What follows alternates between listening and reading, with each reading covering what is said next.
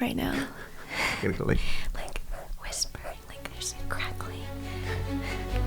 welcome to my world. Begin my podcast.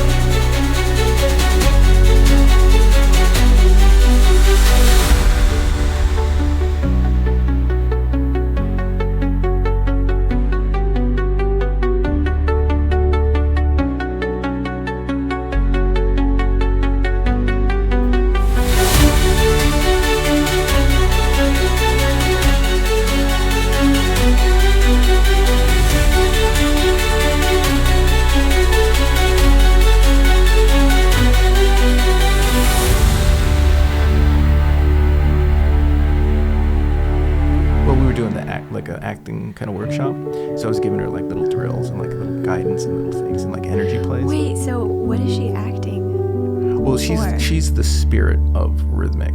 Like, oh so my God! Wait. So it's like there's a female narrator, and then like I realized like how she was answering some of the questions, like was with an interviewer in the room. So I have to establish myself in the story, like, or I don't have to, but if there's a room, or if it seems like it's the most appropriate way, I'll introduce myself, like you'll hear my voice, and it'll be a man's voice, and then it'll be like a female voice, a feminine voice, an experienced voice. Narrate the whole thing? No, but she'll be like the in between, like some of the voices, like, you know, gymnasts are terrified of their coach, you know, but then, you know, like the coach gives them love. So it's like my coach hates me, but no, actually she loves me, you know, like look at this, like she, you know, she's always here, she always shows up, all of these beautiful things, you know, and like and Dasha like told me her experience, and it was about like how she framed it in such a beautiful way. And like what you just said before we turned the mic on, before we started recording, I already forgot what I said. I know, what did I say? I know. Well, it was you managed to have like a very joy. It's like you framed it, or at least you're at peace, like you found peace, and that's what I want for the younger ones, like if they can find that peace. Yeah, I mean, it took a while. I am 23 now, and I started when I was 7, so I've been doing this sport for 16 years straight, and it took me up until I would say like the last couple of years to really find out what mindset you need to be at peace with yourself. Yeah. How did that begin? Like, what influenced you? Like, cause did you find the peace yourself? Was it something someone said to you? Did you have a mentor? I think I found it through myself mainly. I think that's the only way you can really do it. Like, it can't come from any outside perspective. Like, you yourself need to realize that at the end of the day, you want to maintain a state of happiness and growth, and you don't want to be in a state of panic and anxiety all the time, which I see a lot with athletes who make rhythmic gymnastics like their whole life. And I'd say like I had to experience a lot of ups and downs in my sport to kind of take a step back and realize that, wow, this, like, the journey of doing gymnastics is way more important than whatever place or ranking you get at any competition. Is there a balance between like competing and doing it for the love of the sport? I would say yes. When I was younger, I would say like in my teens, when I first started out, my junior years and my first couple of senior years, I definitely was more focused on results. Like, I was thinking about like what ranking I would get and what score I would get, and because the sport is so competitive, like every single 10th matters, and if you're like running to see what score you got after you do your routine, like that just leads to a lot of frustration because you can lose like the difference between first and like fifth could only be like 3-4 tenths. Like it's a very close competition. And so I think that you shouldn't be focused on the outcome and rather just think of going out there and doing your routine and performing to the best of your ability, because at the end of the day, that's really all you can do. And everything else, like what score you get, what place you get, it's completely out of your control. Mm-hmm. State your name and your accolades. I'm Lili Mizuno. I'm an Olympian and a 9-time national team member. Woo! Yeah, this will be my hopefully 10th year on the national team. So. Yeah, the in-studio audience is very excited to hear about that.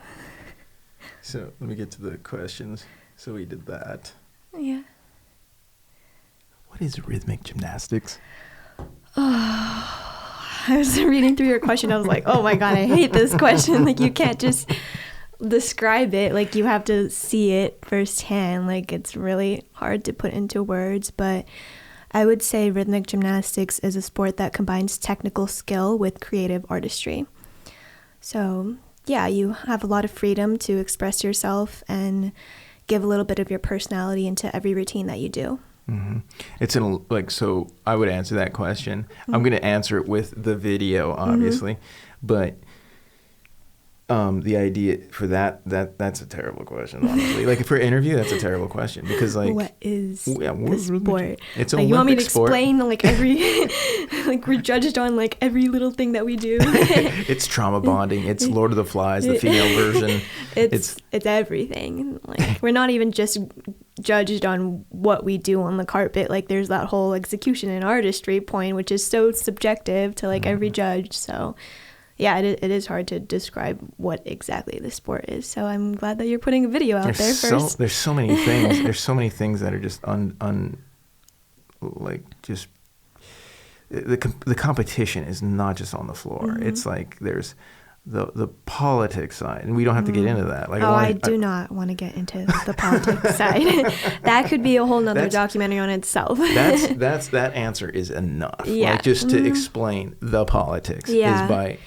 Honestly, the best advice I could give is to not think about the politics side of rhythmic, because once again, that's completely out of your control and there's nothing you can do about it. It's just the way the sport works at the moment, and I think that it has been getting better over the years, but there's still lots of work to be done. And that's one of your superpowers. Yeah, just kind of focusing on yourself and not thinking about things that you can't do anything about. Mm-hmm. Yeah, I'm just so impressed with your gymnastics. I'm like I may have seen you before, but like it didn't have the impact. Like when I saw, like I just saw a mature, self-actualized potential on, realized potential on the floor. I know you said before that you enjoyed watching like gymnasts who really like give a piece of themselves to the carpet and you can like connect to them directly. Like how did you feel? Like they pull something out of you like towards the carpet. And I definitely say when I was younger, I definitely like lacked that part of rhythmic. Like I definitely wasn't connecting to myself in a way or able to express myself in a way that could grab the audience's attention. Like I would say expression was definitely my weakest point back then. Yeah, what I said was there's some gymnasts that just take the performance for the, well, I probably said it like an abbreviated version of it, but what I was meaning was there's gymnasts out there that just take the whole performance for themselves. And you're just watching a gymnast out there just doing a thing, exclamating like, look how great I am, all this. But the best gymnast will leave enough room for you to close the gap. So he pulls you in. It's like a kiss. You don't just kiss the other person. You just give them enough room, and then they come in and close the distance. And that's like the most an interesting perspective. Yeah, and like Bassanova did that masterfully, because it was just like she just brought you in, and I don't know if it was her face, or her lack of face. But it was like Eisenstein's, he's a film theorist or film director. But there's the thing called film theory. And if you show like just a static face, and And I captured that earlier today, by the way. Like when you were in the mirror and I had my camera underneath the mirror and stuff. Yeah. I was like, hello, you're all the way down on the floor. But there was, I'm getting the film theory there. So like I got that for you. So now I have a my cutaway. focus face. Yeah. And then like whatever I show before that or after that, like whatever I cut from or cut to from that static, straight face will be what's in your mind, what you're thinking about. And I also got a great transition. You put in your earbuds, and then you press play, and that's when the music will start. Remember how we were talking about transitions? Yeah, like I need to warm up with music. If I don't have something playing, like I can't get myself to start. Do you have like a favorite music that you train to? It changes every day. If I'm coming in the gym at like 8 a.m. in the morning, then I'm blasting some EDM to like get me pumped up to go. But if I'm feeling like I have enough energy or I'm feeling a little anxious that day, I'll put on some classical music. So it really depends on my mood. Lately, I've been listening to some like self-care podcasts too, so really depends. So the EDM, what artists? There's too many. My favorite one right now I would say is Zoo. I love Zoo.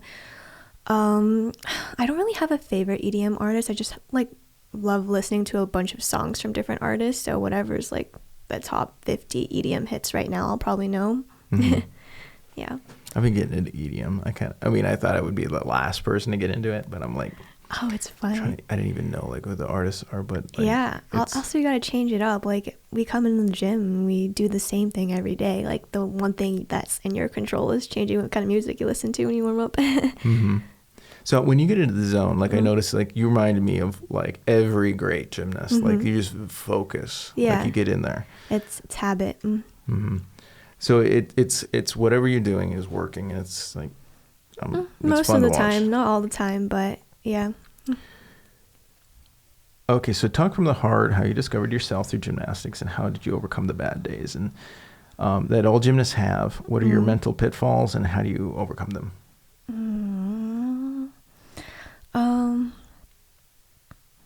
I would say my biggest mental pitfall is probably my anxiety. I am actually a very anxious person, and I like struggle to give a speech in front of class like in high school, and like even like talking to you in this podcast, like it's a little bit scary for me right now, and so imagine that that's already scary for me to go out and step on the carpet and perform in front of a crowd of like thousands of people is absolutely like terrifying to me. Like every time I step out on the carpet, like every inch of my body wants to run away and hide.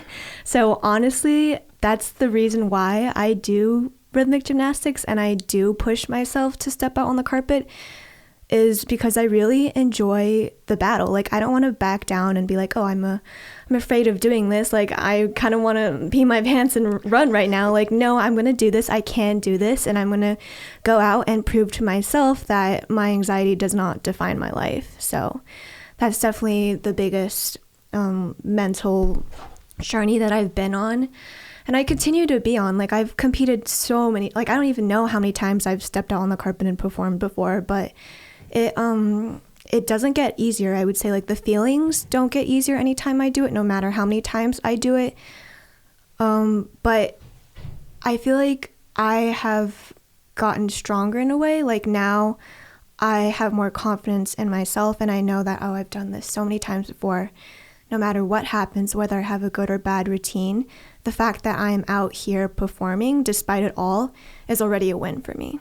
That fear setting that you do, if you didn't have that fear, do you think that you'd be a better gymnast or a worse I definitely gymnast? think I would be a better gymnast. I think there are some rhythmic gymnasts out there who are natural performers, and they love to perform, and they really do better when other people are watching. Like if there's someone there at a training to watch them, like they'll do a better routine versus if there was no one in the gym and it was just themselves. And for me, it's like the opposite. Like I find that some of my best routines are in like a peaceful, quiet gym where it's just my coach and I. And so trying to bridge the gap and ensure that my best routines are out there in an environment that I'm not really comfortable in has kind of been like the biggest struggle that I have felt. But I do have moments where I enjoy performing. I would just say that it's more rare than like someone who naturally loves all the tension. How much does your coach help you? With competing? With everything. I mean, like a coach, I mean, obviously you can't do without a coach. Yeah, but like we have North Shore coach, and I love the North Shore coaches, like Natasha, Angelina, Margarita, Danny. They're all like my second moms. Like they've known me for so long. And I would say when I was like in my teenage era and I would talk back a lot, like I'm sure I was probably one of the most difficult gymnasts to be in the gym with, but I feel like every girl kind of goes through that phase of their life. And then when you come out of it, you have an even stronger bond with them than you did in the first place. So I feel like, yes, from an outside perspective, they can kind of seem like a lot. Like they definitely have big outside voices, like indoors. But at the end of the day, like I know that they are doing this with love and they want what's best for me. Yeah. Yeah, they're outstanding. I mean, I've and they care about every single girl so much. Like we're all their daughters. It's just one giant family. Amazing. Mm-hmm. This project is kind of turning into like there's a generation of like these girls. They're like mostly 16. Mm-hmm. And is there a message you would send to yourself at 16 now, being your age and knowing what you know now, like any experiences or like words of advice that you could give yourself? Because I was like thinking, remember I was saying like let's talk to the 16-year-old girls here, but I'm just like, you knowing you, what would you say to you? Is there anything that you can say to yourself at 16? I would say that I'm proud of you for being here and staying here and pushing yourself way past your comfort zone and doing this despite it all, despite how you're feeling on the inside and despite whatever outside circumstances are going on. And I think a lot of those girls at the gym, like that's something they need to hear more, because often when you're in such a competitive environment and everyone around you is doing the hard work, they're also like going through as much as you are. It can kind of seem like, oh, this is the normal, like this is expected of me. But if you take a step back and compare yourself with like the average human being, like no, the average 16-year-old high schooler does not spend 4 to 6 hours a day in the gym working until they can no longer stand, like staying up late, cramming all their schoolwork, like trying to balance all these things in life. Like what they are doing right now is incredible. And I think that's often overlooked, especially when you're surrounded by equally incredible people all the time. So let's do another take of that, but instead of addressing me and telling me what it's about and what you would say, I want you to talk to them and your 16-year-old self. Okay. I am super proud of you for everything that you do. And I want you to feel proud of yourself too, because what you do is incredibly difficult. And you may not realize it at times, but you are becoming a better version of yourself every day that you show up at practice and put in everything that you've got, because that's what makes you a stronger person. And I totally went off script. I don't even remember what I said the first time. Just from the heart. Just speak. Just let this is what I was working with Dasha. I was like, don't use the words that you think that I want to hear. Use the words that like they need to hear. They need to hear. Like, remember, look at yourself. Definitely, like being proud of themselves is one thing. Also, like another. But talk to them. Address them. Okay. That's all. Like, I'm not here. Another piece of advice I would give you is to speak up when something's wrong. Especially if you're going through an injury or you have some sort of circumstance that's impacting your ability to come to practice and do the best you can. Like the coaches want to hear about that kind of stuff. And a lot of you are pushing through your injuries, and that is the absolute worst thing you can do for yourself. And I can tell you this from firsthand experience that it's not going to end well, and it never ends well. And so sometimes the bravest thing you can do is say, oh, this part of me is hurting and I need to take a break. And by saying that, you are acknowledging that the wiser thing to do is, take a break, get a little, like, be easier on yourself and just allow whatever you're going through to pass so that you can return to the gym and continue to put the best out there instead of burning out completely. And then address them I think it's powerful to address them, would be powerful, or to address them about framing the joy of it. Don't take, because I feel like gymnasts will take the damage and not the joy and the strength, like the strength that this has given you. It's like you have this fear setting now, you know, like you can go in front of these big crowds. If you can do this, if you can do this incredibly difficult sport, then you can achieve anything in life, because rhythmic gymnastics is the hardest thing that I've ever done, and I know that whatever comes next for me in life, I'll be able to go at it because I survived this. So I think your threshold for how much you're willing to push yourself is above and beyond the average human's threshold. So you are going to be able to push yourself to accomplish amazing things, no matter what area that may be. Amazing. So I think when we do this, like address them, or like address your younger self, because it'll be like you're not addressing, like, say, you know, go to Kalina, or, you know, like specifically, you're addressing sort of like that young athlete. Yeah. Because I think this is what this is going to become more about. It's an homage to North Shore and just like the greatness of North Shore and how important it is, but just and like group. Like the group girls specifically? Well, the group girls, it was originally going to start off as a group girls kind of thing. And then I was like, oh my God, Sophia's here, Lili's here. Oh my God, I gotta expand this. Like, it can't just be about just the handful of girls. But I think because of your maturity and like Dasha's, you know, retired and she has all of her experience. And then the coaches, I think that this is be a good love letter or message to young athletes and just like, don't give up, because the thing that's the last thing you want to do. Well, don't give up. I saw every year this happens. Like my favorite gymnasts aren't there anymore. Yeah. You know, like, and I can name. I know, because it's hard. It's only the really resilient, determined ones stay all the way through the end. And I think my stubbornness is what have kept me in this sport for so long. And like at 23 years old, I'm one of the oldest gymnasts here. And I know how hard it is to be an elder athlete, I guess. I'm only 23 in like the real world, but in the gymnastics world, I'm like a grandma pretty much. But there has been so many times when I just wanted to retire, like give up, because that's the easiest thing to do. Like there's so many things that you go through in the sport. Like at the end of the day, sometimes you do just want to leave it all behind and move on, because I know for a fact that things are going to be easier after this. But by staying and pushing yourself and choosing not to give up, that's the only way to become a better version of you. I think you have to just kind of endure all the hardships. Amazing. Do you see yourself as a coach, becoming a coach, or do you have a bigger fish to fry after gymnastics? Well, right now I want to be an environmental engineer, so I'm kind of passionate about saving the planet. I feel like, yes, I love rhythmic gymnastics, but it is just a sport at the end of the day, and I want my job to make like a real difference in the world. But I am definitely open to, like, I still currently do private lessons with girls, and I am a very creative person, so I love choreographing routines. So I would definitely stay in the rhythmic world on that side and maybe coach one-on-one private lessons with girls and make routines for them. Mm-hmm. Where do you find yourself on a spiritual ground, and where you stand mentally, like at this point in your career?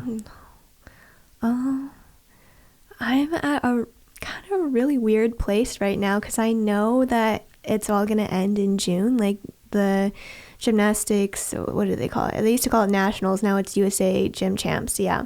So that will be my last competition at the end of June. And then after that, I'm retiring for sure.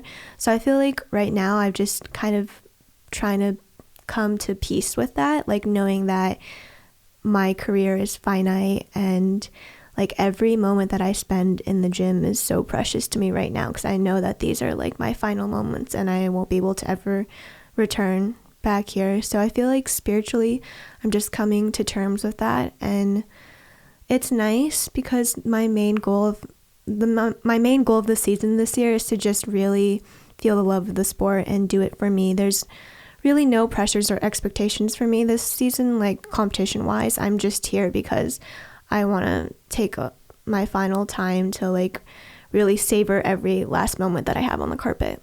Amazing.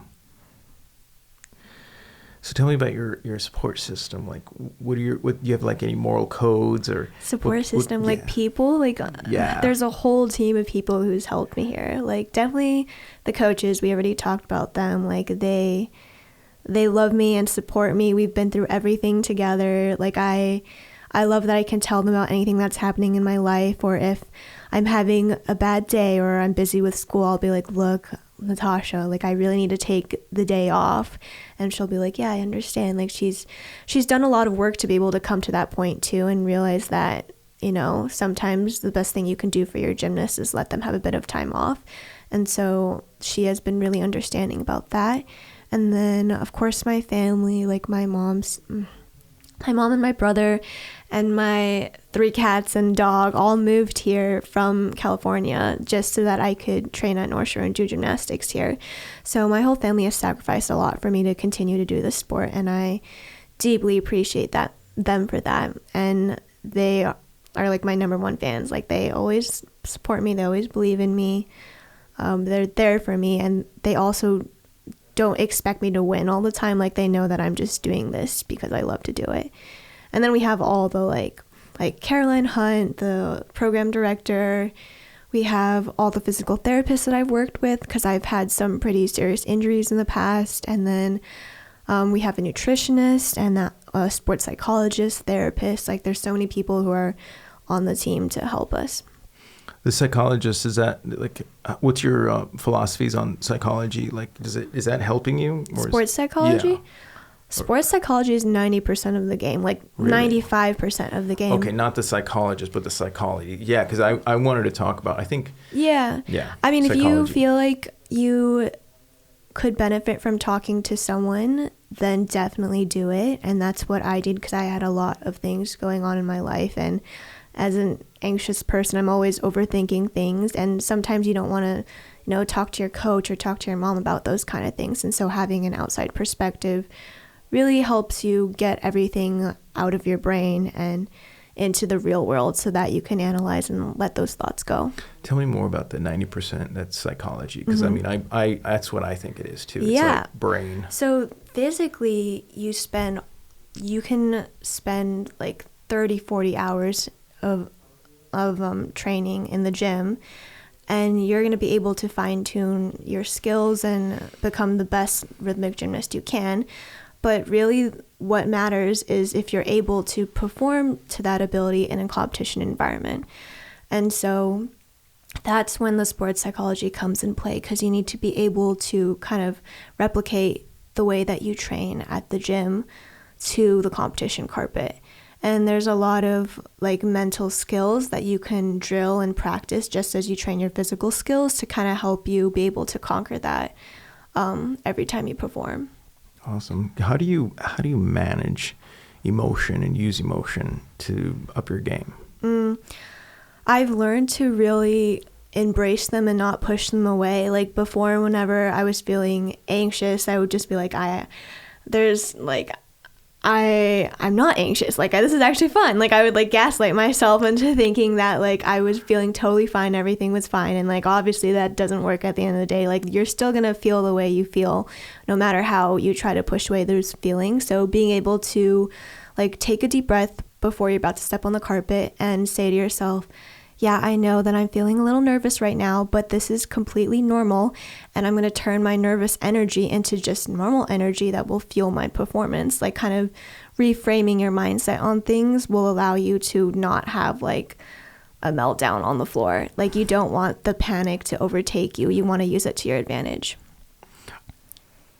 This is like this. I love this interview because it's like it's an actual interview. Yeah. You know, it's like you know, the conversational side of it. I mean, it'll get conversational at some points, but like this is just like bam, bam, bam. You're hitting like these breaks. Yeah. Like a real interview. It's like, this is totally different than what I've been doing. And I'm just learning how to be, experience at this. I think about all these things all the time. I've had 16 years to think about all the mental aspects of the sport. So definitely have a lot to say. So do you do interviews? I hate doing interviews. So you're just like hating it? No, I'm vibing right now. We're having a good time. I feel like this needs to be said, and this is why I agreed to do it, because it's like you said, it's not all sunshine and rainbows. Like, we athletes go through really real life struggles, and so like people have told me that like, oh, you look like you're a great competitor, like you're so talented. Like I didn't even like realize that you were like you had anxiety, and I was like, that's good. Like the whole point is that you go out there and like, you know, you like the fact that I appear as a normal functioning competing gymnast is already a win to me. So yeah, it's an intimidating sport. I tell you, even from my point of view, like when I first arrived 2004 to see Bassanova in my first competition. Wait, you saw her? In 2004. So I started the European Championships and Olympic Games in 2004. Oh my god, no way. The Darugans, those were my first friends. Was like, so Bassanova was the first gymnast that I photographed, and and I could have ended there, right? Yeah. But then in 2006, one of my friends had a daughter who was competing in a gymnastics meet, so I went there on a Sunday. And somebody at the front door recognized me because they had thousands of photos online from European Championships and Olympic Games. And they said, like, who are you? And I was like, do you ask everybody who they are? and so I was like, I'm James Gladden. I was like, oh, you don't have to pay. And I was like, what does that mean? He was like, no, just go in. And so I was like, thank you. And I just walked in. I was like, oh, it must have been because of the photos. And I go in, I sit with my friend. And then after the gymnast that was on finished her routine, they stopped the meet, announced I was there. And all the parents turned and mobbed me. And I made $3,000 on the spot. And so I was like... And I had like one card. Yeah, because we don't get enough photographers at meet. Rhythmic gymnastics is already like a really not well-known sport. So having people to come and capture those memories is a really rare event. And I'm sure the parents, like every parent would swarm you for sure. Oh, that's what happened. And so then I traded like weddings, photography, and like different things. I was like, I'm going to do this. I got to figure this out. Yeah. So I made it work. And it's kind of been like... I've been doing it for 20 years, and now I'm like, okay, well, I got to be professional. Let's make a movie. Let's push this sport, because obviously I'm probably going to... I feel like it's been... I don't know. I don't feel like the popularity has grown as much as I would want it to be. Yeah, it's not in the public sphere at all, I don't think. Yeah. We're like, just kind of shadowed by the artistic people all the time. Well, they're so fantastic. Yeah. Like they're crazy. Like I just discovered Oklahoma Sooners artistic gymnastics. You know about this college team? They're insane. They're so good. Like I was done with artistic gymnastics, and then I saw this woman named Jordan Bowers, and she just got engaged. But she's like attacking this floor run, and I was like, whoa, she just looked like an Amazon, like just running down this thing, and then it did the flips and everything. And so so I'm like, it's on my radar, but like, yeah, I'm a lifer. Like rhythmic gymnastics, I just I'm like, I used to be more involved in the international community. And most of those people still know me, like all the judges. Like after when Linoy Ashram won. I remember that moment. It was amazing. One of the best moments in my rhythmic career, by the way. Wasn't that what? Like seeing that in person. Oh my god. Because you were there. And the group too. Yeah. Yeah, when Bulgaria won. Oh my god, that Olympics rocked that the Olympic Olympics world. Turned the tide in the political world of rhythmic gymnastics. It was a breaking point for everyone. So it's very inspirational to watch. I remember Simona Diankova, the captain of the Bulgarian team, and watching her put the medals on there, because I remember her from when she was in Las Vegas when she was young. Oh, really? And I spotted talent. So like when this validation that I get from, seeing these girls just become superstars is just so exciting. Like, from baby teeth, like Camilla Fili and to the Olympic Games. Like the first picture, I might have been, I was at, I think, Camilla's first gymnastics meet ever. My God, and I have photos of it. And I did a collage of it, like when she qualified, of her, and I did one of Izzy. Wait, do you know that photo of her she's like in the split, and she's just like, did you take that? It might be photo? mine. Like I have to see it. But we have like this photo collage that Danny put up at like the Glenview gym, and there's like baby gymnasts. There used to be baby Camilla up there, but I love that photo of her. I had baby Camilla on my brochure, and I had baby Shelby, and I had baby Generalova. I had like all these incredible like babies, because it's so sad that like my generation people that I've always competed with are all gone pretty much. It's just Avita and I. Yeah. Yeah. Well, that's good. I like that. It's. I mean, I'm competing with people who were born in like 2008. Like, that's insane to me.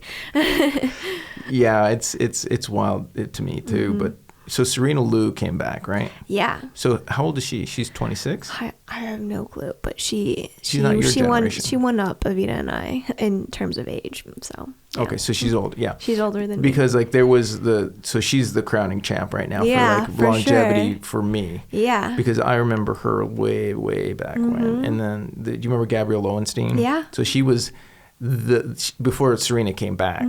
That was the longest. Cause I was at Gabrielle was at my first meet, the one I just told you about when they mobbed me. And then it was Leah Prado was the gymnast. Yeah. Her mom was the gymnast I came to see at that meet. So time. So now I feel like I don't really know any of the younger girls, unfortunately, because they're just moving up. Like this year, like all the juniors moved up to senior, and I'm like, I've never seen you in my life before. Yeah, they need to come back. Like Allie's crushing it as a model, and Gabby's as a dancer. It's just crazy that like those girls are like out living their own lives, and I'm like still in the sport. But it's okay. I'll join them soon. Literally just a couple more months. Yeah. All right. So, okay. So I think that's pretty good. Mostly interested in the emotional journey, not facts or exposition. I don't think I've stated like a single fact in this interview. It's good. I mean, like his facts are boring. You know, like I think they're not universal. I really know a lot of facts about Rhythmic. Well, there's a ball. Oh. There's a ribbon. Oh no, we're not going there. Nobody needs to know about that. What would you have been like if you weren't a gymnast? What would you have been? I don't know. I don't see myself doing anything but rhythmic gymnastics. I think if I didn't do rhythmic gymnastics, I wouldn't be like a quarter of the person I am today. So I probably would have gone into some other competitive sport, but if I think about it, I don't think there's any other sport that I would really enjoy as much as I do rhythmic. So what was your first rhythmic memory? Let's see. I started when I was 7, and this is not a rhythmic memory, but I started with artistic first, and the artistic coach told me I was too weak and flimsy because I was like a little noodle and I kept falling all over the place, and she was like, we have a rhythmic program. And I was like, oh. So I saw like the little girls in the rhythmic program like playing around with the ribbon, and they were dancing around, and I would always be the type of girl who would dance around in my room, and I was like, I want to do that instead. And so, yeah, that's probably my earliest memory. It's how I got into the sport. Artistic was not for me, but there was another form of gymnastics that was for me. So, yeah. Excellent. What's your best day as a gymnast? I would say my best, like, in my whole career. Well, not accolade necessarily, but just like when you were like, you were thanking God that you lived to see this moment in your career. I'm not religious. Or when you thank the great rhythmic noodle in the sky or whatever. Definitely the Olympics is an obvious highlight of my life. I mean, I would say qualifying. Mainly being there in Tokyo, because it's the country that I was born in, so it has a lot of importance to me to be able to compete there in Tokyo out of all countries. Like it just happened to be the Tokyo Olympics was the one that I was going to. Just finishing that last routine and seeing my teammates side by side and holding hands and saluting and walking off and doing our little big group hug afterwards, like those are some of my most precious memories. And just that whole year of being on the group team was Nicole's scream when you got the news that you qualified. Yeah, so we were actually at Rio when the European Championships were happening, and so we needed Ukraine. To this day, I still don't understand the logistics of it. It was like they needed to place a certain spot for us to qualify and get the spot. I don't know. I joined a group like super late, and I didn't even know the group rules yet, or like what the collabs or exchanges were called. So they'll be talking like in their group terms, and I just look around and be like, hey, tell me what you want to do, because I don't understand what's happening right now.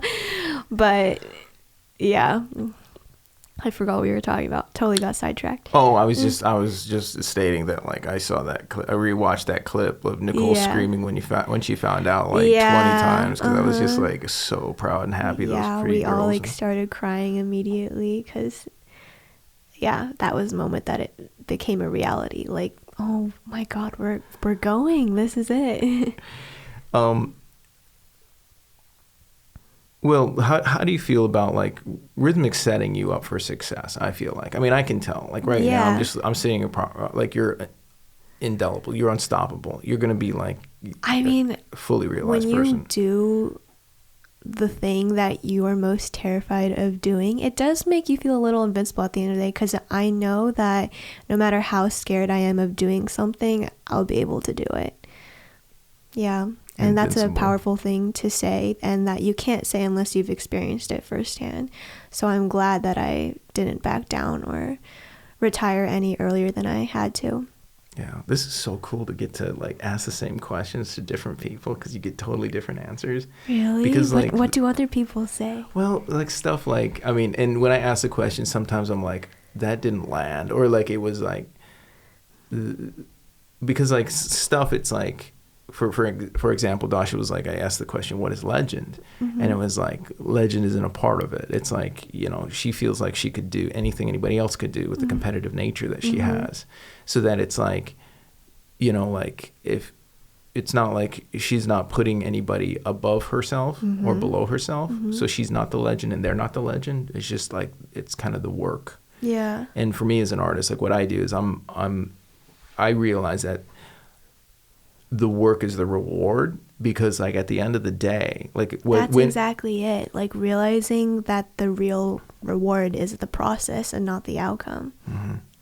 So yeah, because that's one of the things that, one of the big questions of this project and the, you know, original proposal and what I was trying to do is, like, why do you keep coming back when the reward is harder gymnastics? But that's the thing, like, it's always going to be hard. There's never going to be a point where gymnastics is easy.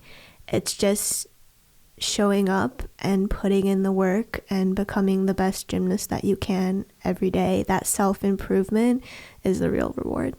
Okay. Well, I'll give you another example, like, from a different sport. So cycling, there's this thing called the pain cave.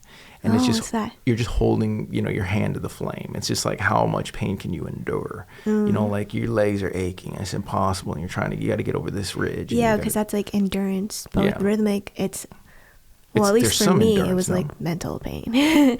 And there's physical pain, obviously. But you had to be careful with that, because if you push yourself, like, there is a healthy limit to pushing yourself physically.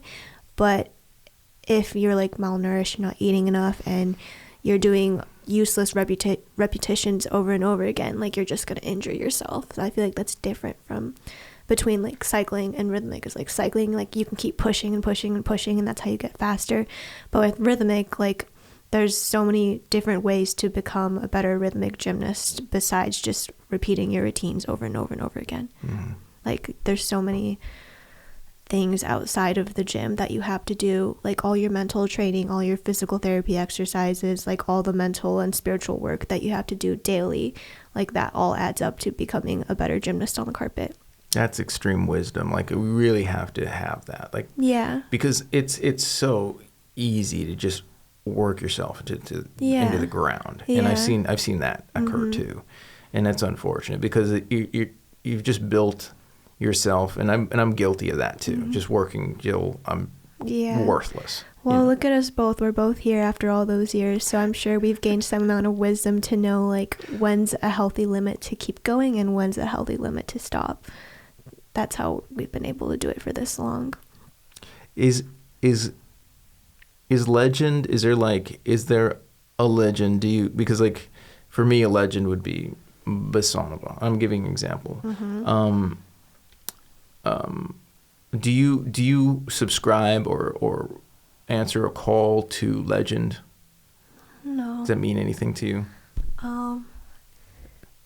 Not really. I would say, like legends are people who are experienced and know how to bring out the best of themselves out on the carpet.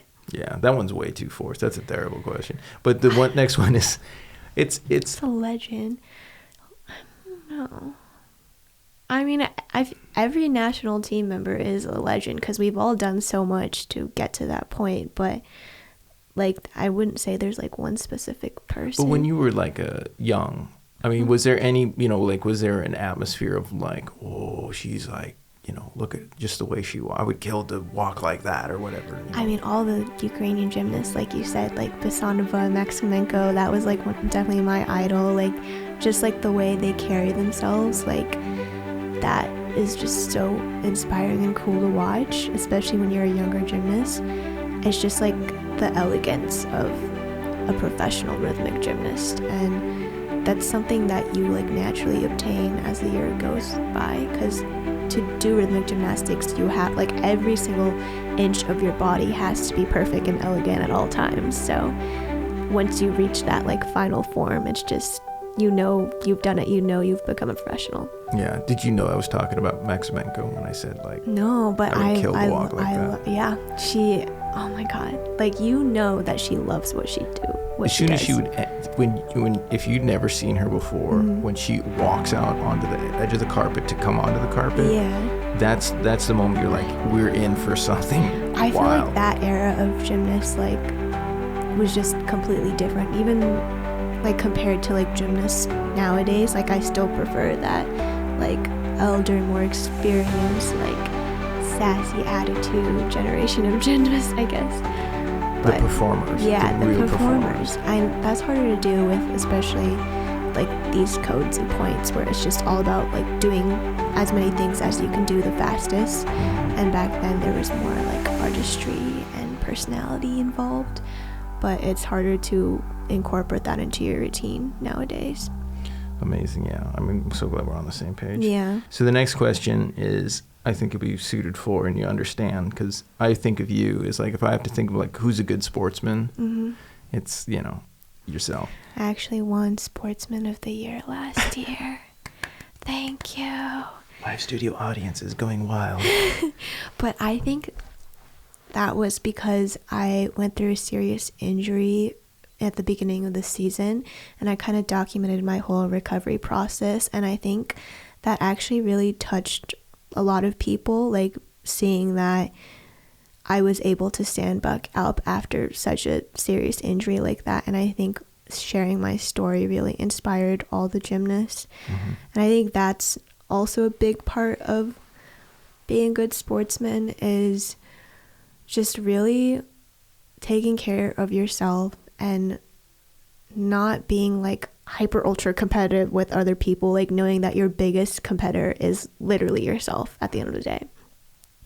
Amazing. Yeah, for me, a good sportsman is like somebody who takes defeat with as much grace as victory, without like rubbing in anybody's face, and understand that like it is a zero-sum game. There's only one winner, and that the experience of the defeated is. But that doesn't like people know if you're a good gymnast or not based off one competition or like one routine, like there's no perfect gymnast out there. Like, we've all had our bad days, our disastrous routines before, but that doesn't mean that anyone's going to look at you any different and be like, oh, you had that terrible ribbon routine. Like, you saw my ribbon routine at States, but no one came up to me after and were like, you suck, Like, I think that's the thing, like knowing that we're all human at the end of the day. We're not perfect. We're going to have bad days, and that's completely normal, completely acceptable, but still taking the defeat, and learning from it and coming back again to show them off again. I think just not letting that kind of stop you from continuing makes you a good gymnast. So I asked you what your best day was as a gymnast. Now, what was your worst? I mean, the good days are when I come to gym and I'm able to get into the flow of training immediately. And like, I'm sure you've heard of gymnasts talk about like this flow state of mind where like all the work that you've put in, it just kind of is showing up in your body, and you're able to do your routine like pretty much flawlessly, like on autopilot, because your brain and your body knows how to work the movements. And when that happens, you can really enjoy the feeling of performing, because you don't have to think about every technical thing that you're doing. You're just enjoying the music, enjoying your body movements, and really just having a good time out there. So those would be the good days. The bad days is when I'm not present and I'm unable to get into that flow state of mind, usually because I'm thinking of things in the past or things in the future. Like for the past, it would be like, oh, I had like earlier today I got in this argument with my mom and I'm in a bad mood and now I don't want to do anything, or like my muscles hurt so much, like I did like 50 repetitions of this one exercise yesterday and I'm sore. Like you're thinking about things that have happened already and are reasons for you to not do good in the current moment.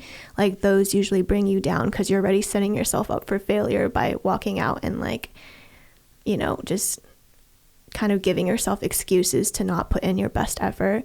Or if you're worried about the future, like, oh, I have to do this routine perfectly now so that I can go home and eat dinner with my family at a reasonable hour. Or like, oh, I have to get this exact score on this routine so that I can beat that girl. Like those are all thinking about the future. Mm-hmm. And that means that you're not thinking about what you're doing right now. And that also completely messes up your focus. So I think this is so valuable, like for gymnasts to hear. Do they, I mean, I don't know if there's a resource. Can I release this as a podcast? Of course. Okay, yeah. Awesome. Because just after hearing Daria, Dasha talk and you talk, there's a difference, but there's a duality to it. Maybe I'll do it as like a two-part. Yeah, that's definitely like the biggest advice for like mental sports psychology is just being able to stay present, and that takes training. Wow, I mean, we crushed it, dude. That was like the fastest, like, I think we flowed through this. So, I mean, I guess in closing, or, if there's anything else that you can add, I think you spoke to the girls, the up and coming girls and, mm-hmm. and, the coaches and like, I'm so excited to, get to spend this time with you because like, I just feel like I'm across the table from like a realized woman, and you have this potential that you've shared with everybody that's inspiring, and I think only when you stick with it this long that you can have that influence. Yeah, exactly. Do you feel like the girls look up to you? I don't know. They should. You should ask them. Yeah. Yeah. I have no clue. I mean, they see me being silly all the time at the gym. I wonder if they take me seriously, but we'll see, I guess. What's that like being like 23 with all those kids? It's crazy. I mean, the period of time when Evita wasn't in the gym because she was recovering from her injury, that was the hardest because it was literally just me. Yeah. Like when she's in the gym, we can kind of goof off together. Like we can talk, we can relate about more things, and we usually have like separate training times from everyone else.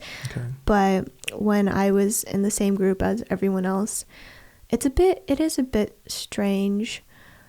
But at the same time, I know Natasha like personalizes my training plan compared to the younger girls' training plan, and so she understands what works best for me, and I think because we have such a strong relationship that our trainings worked out. Mm-hmm. Amazing. Do you have any other messages for the up and coming gymnasts, like what pitfalls that they should look out for and how they can overcome them? There's going to be a lot of pitfalls, and you're just going to have to push through. Like, sometimes the only way through is just doing it. Like, you just have to do things.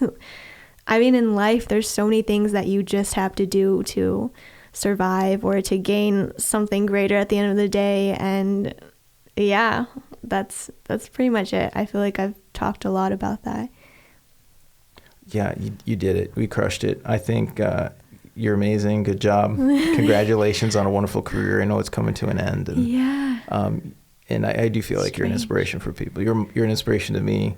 I wouldn't be doing this project if it wasn't for talent like yours. And thank you. North Shore I really appreciate everybody there. I can't believe like the love and.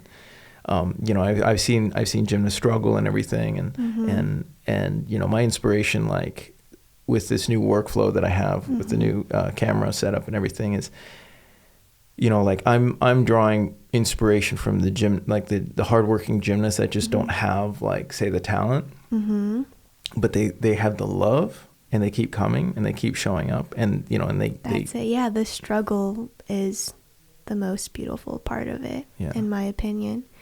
And you don't need talent to be great. Like, there's like this quote that Natasha hung up on the gym. It was like, I know it. Hard work beats talent when talent doesn't work hard. Good job. Thank you. I had to really recall that one from the back of my brain, but that is so true. Like, all those quotes that she puts up on the wall, like, they're all so valid. And if you work hard, you are going to accomplish things at the end of the day. And there's so many talented girls out there who don't, and that's honestly even more sad than someone who tries their hardest all the time.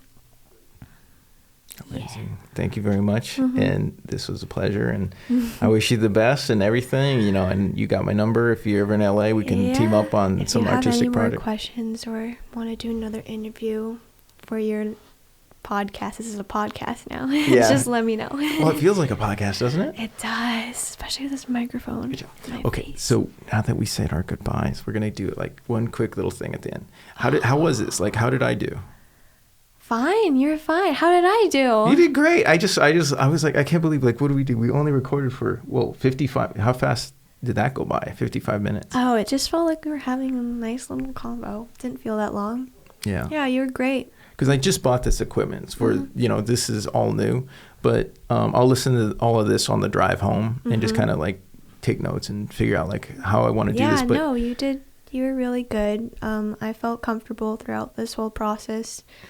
Could have gone a lot worse. I could have just walked out of here because I felt so anxious, but that didn't happen. So I think you killed it. Did you fear set? Like, did you get some, like, courage out of this that you can take with you? You have to do the brave thing to get the courage. I mean, this is different, though. Like, this is, like, a personalized, like, chill interview. Like, when people request to, like, interview me after competitions, like, I always say no because they, like, have the most, like, random questions, or, like, sometimes they don't, like, really think through what they're saying to you. And a lot of times I'm like, I don't even know how to respond to this. But, like, these were, like, things that I like talking about. Like, I love talking about the mental aspect of sports. I love talking about, like, the lessons you can learn from this. Like, these are topics that I, like, resonate with personally. So okay, well, I just had so much damn fun doing this, like, this process. Like, I'm gonna, like, when I take this stuff home, I'm gonna start recording. I might start a channel. Do it. Maybe a Rhythmic channel. Please. I'd be your first subscriber. Oh, okay. If I do it, I'll make sure that I send you the first notice, and then you get the thing. So do it on Spotify, and I can listen to my own podcast. Sure. When I'm warming up. I just have to figure out how to, like, set that up. Oh yeah, how does that even work? I know that there's, like, a live YouTube thing, whatever. But what are you doing? I've never used YouTube before. You've never? But you know what it is, right? Yeah. Sometimes I watch it to, like, watch my old videos of myself competing, but, like, that's it. Let's go. I'm just going to go over the questions, make sure I got everything. Yeah. So speak to the younger person at this point. How did your interviews with the coaches go?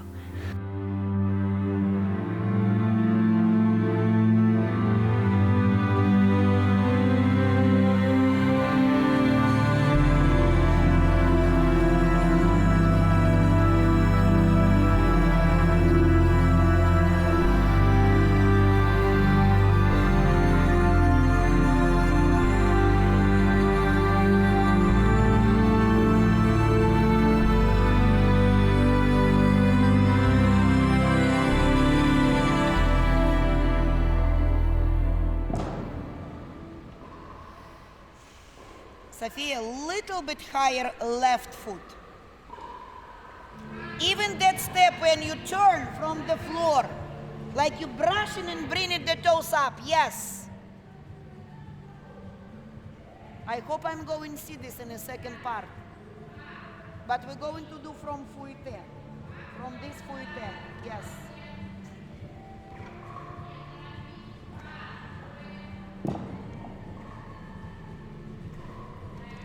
Let's go, Nastya, second part.